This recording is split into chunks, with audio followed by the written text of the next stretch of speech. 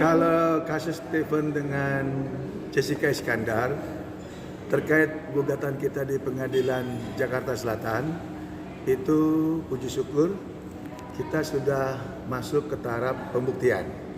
Sehingga bukti-bukti di depan persidangan sudah kita sampaikan, dan yang lebih membuat kita antusias dan sangat yakin, ada bukti yang kita sodorkan kepada pihak hakim. Hakim menyatakan, loh, ini ada perjanjian. Nah, di situ hakim sudah ada semacam informasi awal, dan kita harapkan informasi awal bagi hakim ini peluang bagi kita untuk putusan yang kita harapkan, agar apa yang kita gugat di dalam gugatan keperdataan kita di Pengadilan Negeri Jakarta Selatan dengan nomor perkara 838 itu bisa kita menangkan. Nah, ini yang kita sangat sayangkan, karena yang kemarin dipertontonkan itu adalah namanya SP2HP, surat tentang pemberitahuan perkembangan penyidikan.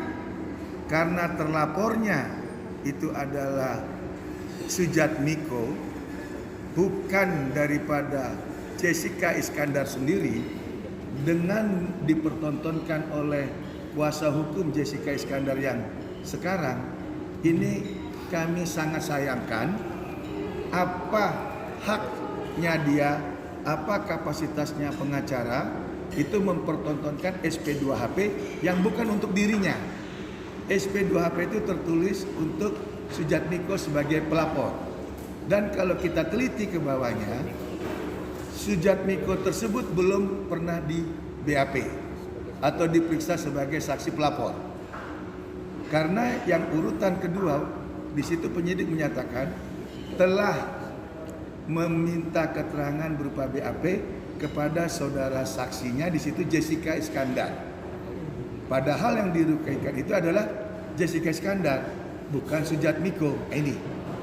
Jadi kalau ini kita perdebatkan, ini nggak akan berbeda jauh dengan kasus Nikita Mirzani. Ada seorang pelapor, tapi sudah sampai tahap penuntutan bahkan persidangan, ternyata pelapor itu tidak datang, tidak menunjukkan itikat baik. Nah, ini yang kita sangat sayangkan. Apalagi kemarin saya lihat ada potongan di infotainment ya, permintaan Jessica waktu itu, dia bilang sudah menyerahkan kuasa kepada pelapor. Kuasa itu kan sudah dicabut, berarti kuasa setelah dicabut tidak mempunyai hak kekuatan hukum. Itu satu. Dan yang kedua, dengan adanya dia bilang sudah menyerahkan kepada kuasa pelapornya itu seorang advokat, berarti dengan kondisi dia bukan sebagai pelapor korban, itu bisa kita katakan pelapor itu adalah saksi auditio. Saksi hanya menerangkan dari katanya. Nah, ini supaya hukum acara jangan sampai disalahgunakan, diselewengkan oleh oknum-oknum tertentu. Itu yang kita nggak mau. Oke, Bang, tentang itu rekopensi. Rekopensi itu kan berawal dari gugatan yang kita masukkan.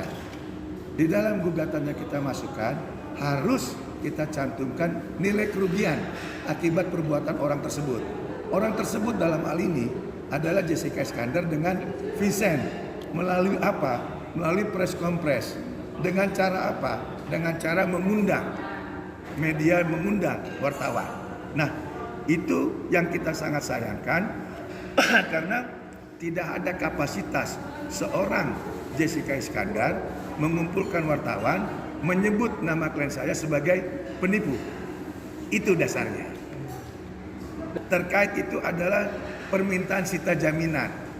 Otomatis kan saya sudah ingatkan, karena ini sudah masuk ke ranah hukum, otomatis apa yang kita dalilkan, apa yang kita mohonkan supaya tidak ada kerugian di pihak yang lain, maka salah satu aset yang kita minta mohon ditunda dulu untuk penjualannya.